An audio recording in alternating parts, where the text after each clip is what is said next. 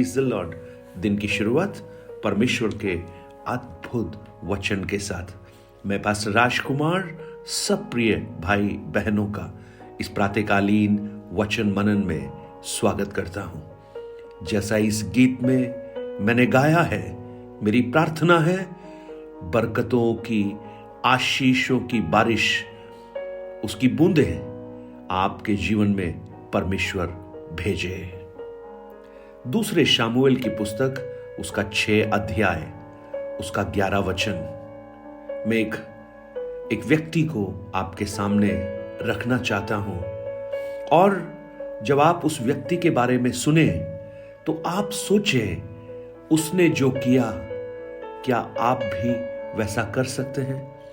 अगर आपने भी वैसा किया है तो समझ लीजिएगा ये जो गाना आपने गाया है वो बरकतों की बारिश, आशीषों की बारिश आपके और आपके घराने के ऊपर भी परमेश्वर कर सकता है। और यहोवा का संदूक गती ओबेदेदोम के घर में 3 महीने रहा, और परमेश्वर ने ओबेदेदोम और उसके समस्त घराने को आशीष दी। पुराने नियम में वाचा का संदूक परमेश्वर की उपस्थिति को दर्शाता था।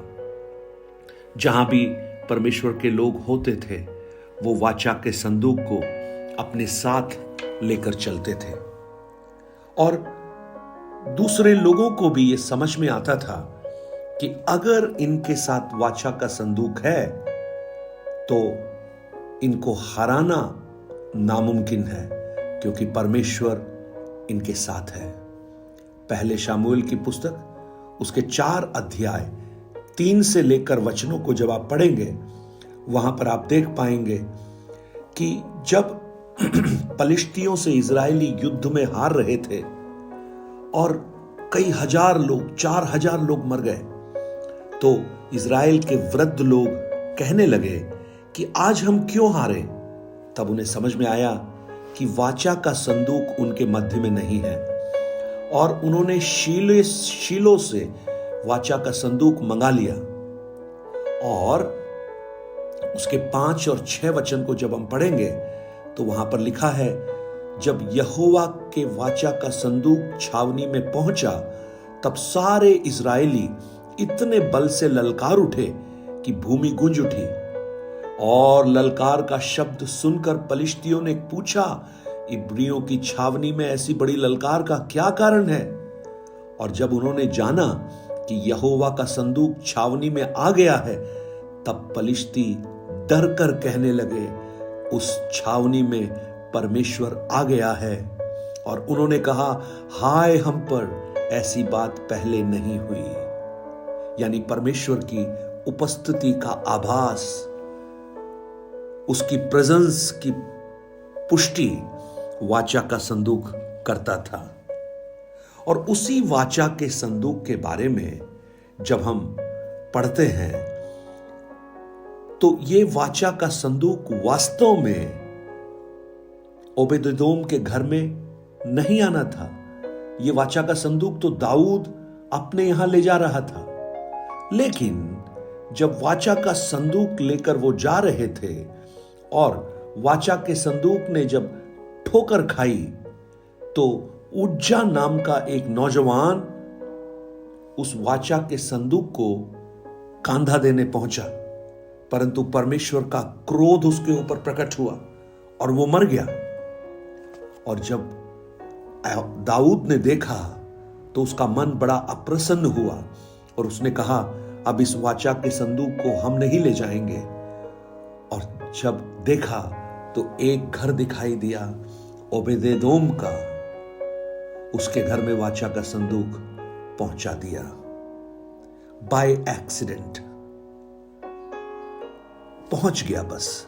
लेकिन जहां उज्जा के लिए वो वाचा का संदूक एक मृत्यु का कारण बना, लेकिन ओबेदेदोम और उसके घराने के लिए ये वाचा का संदूक आशीष का कारण बना। और 3 महीने वाचा का संदूक उसके घर रहा और परमेश्वर ने ओबेदेदोम के घराने पर जो कुछ उसका था उस पर आशीष दी। और उससे भी बढ़कर जब हम पहले इतिहास की पुस्तक उसके 16 अध्याय उसके 37 और 38 वचन को जब पढ़ेंगे, एक बहुत ही खूबसूरत बात वहां पर दिखाई देगी। वहां लिखा है, तब उसने वहां अर्थात यहोवा की वाचा के संदूक के सामने आसाप और उनके भाइयों को छोड़ दिया कि प्रतिदिन की प्रयोजन के अनुसार वे संदूक के सामने नित्य सेवा टहल किया करें। और 68 भाइयों समेत ओबेदेदोम को और द्वारपालों के लिए यदुतून के पुत्र ओबेदेदोम और होसा को छोड़ दिया। वाचा का संदूक आशीषों को लेकर सिर्फ नहीं आया, लेकिन वाचा के संदूक को जब उस घर में ओबेदेदोम ने देखा, उसने अपने 68 भाइयों को भी उस परमेश्वर की ओर, वाचा के संदूक की ओर उसने मोड़ दिया। यानी एक जनरेशन, एक पीढ़ी परमेश्वर के लिए वहां पर खड़ी हो गई। 68 भाइयों को उसने अगुवाई की कि वो भी इस वाचा के संदूक को प्रेम करें। और उस आशीषों को जब लोगों ने देखा, लोग हैरान हो गए, लोग आश्चर्यचकित हो गए कि ये क्या हुआ ओबेदेदोम और उसके घराने को, इसको इतनी आशीषें कहां से मिल रही हैं। पहला इतिहास 13 अध्याय के 14 वचन में भी लिखा है, और परमेश्वर का संदूक ओबेदेदोम के यहां उसके घराने के पास 3 महीने तक रहा, और परमेश्वर ने ओबेदेदोम के घराने पर और जो कुछ उसका था उस पर आशीष दी। वाह! आज मुझे सुनने वाले मेरे भाई बहन, पुराने नियम में परमेश्वर की वाचा का संदूक यहोवा परमेश्वर की उपस्थिति का आभास कराता था, लेकिन नए नियम में प्रभु यीशु मसीह की उपस्थिति उस परमेश्वर की उपस्थिति का आभास कराती है। अगर आप अपने घर में, यानी अपने हृदय के घर में, अपने जीवन रूपी घर में उस यीशु के नाम को आप रख पाए, तो मैं आपको कहूं, ओबेदेदोम के समान आपका और आपका जो कुछ है, आशीषों की बारिश बरसना प्रारंभ होगी। हालेलुया! क्योंकि प्रभु यीशु ने कहा, पहले मेरे धर्म और राज्य की खोज करो तो ये सब वस्तुएं मैं तुम्हें दूंगा। Praise the Lord. भजन 75 में लिखा है, प्रमोशन ना तो पूरब से आता है ना पश्चिम से आता है, परमेश्वर की ओर से आता है।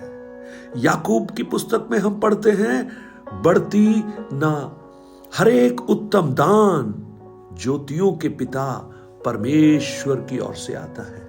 Praise the Lord. आज मुझे सुनने वाले मेरे भाई मेरी बहन, आप अगर अपने जीवन में भटक रहे हैं और आप ये सोच रहे हैं मेरा जीवन भी काश अगर आशीषित हो जाए, तो मैं आज आपको बताना चाहता हूं, अगर आप ओबेदेदोम के समान उस वाचा के संदूक को अपने पास रखें, अपने घर में रखें, अपने हृदय में रखें। आज जैसा 2 कुरिन्ती 3 के 16 में लिखा है, क्या तुम नहीं जानते तुम परमेश्वर का मंदिर हो और परमेश्वर की आत्मा तुम में वास करती है। अगर वो प्रभु आपके हृदय में है, उसकी उपस्थिति आपके दिल में है, तो मैं कहूं आपके जीवन को वो आशीषों से भरना प्रारंभ करेगा। आपके सिर्फ नहीं, आपके परिवार के, आपके खानदान के और हर एक जो आपके पास है, उन सब चीजों पर वो अपनी आशीषें बरसाना प्रारंभ करेगा। और वास्तव में आशीषों की बारिश, दया की बूंदें आपके जीवन में टपकना प्रारंभ होंगी। याकूब 1 के 17 में यही हम पढ़ते हैं, क्योंकि हर एक अच्छा वरदान, every good gift and every perfect gift is from above. हर एक अच्छा वरदान और हर एक उत्तम दान ऊपर से ही आता है, परमेश्वर ज्योतियों के पिता की ओर से मिलता है। आज अगर आप इस संदेश को सुन रहे हैं और अगर आप, हो सकता है आज के ओबेदेदोम अगर आप बनना चाहे, आप कहिए, हाँ प्रभु यीशु मेरे हृदय में आ, मेरा हृदय तेरा निवास स्थान बन जाए, मेरा दिल तेरा सिंहासन बन जाए। आपका जीवन आशीषों से वो भर देगा, अनुग्रहों से भर देगा। स्वर्गीय पिता, मेरी प्रार्थना है आज बहुत से ओबेदेदोम खड़े हो जाएं प्रभु, जो आपके कार्यों को दूसरों को दिखाने वाले बन जाएं और उनकी आशीषें देखकर लोग उस परमेश्वर को जानने पाएं। उन्हें ब्लेस कर, उनकी हर परिस्थितियों में आपका आशीर्वाद उनके साथ रहे। मैं उन्हें पिता, पुत्र, पवित्र आत्मा के नाम से आशीष देता हूं प्रभु। धन्यवाद, आपने इस प्रार्थना को सुना। यीशु के नाम से मांगता हूं, आमीन आमीन।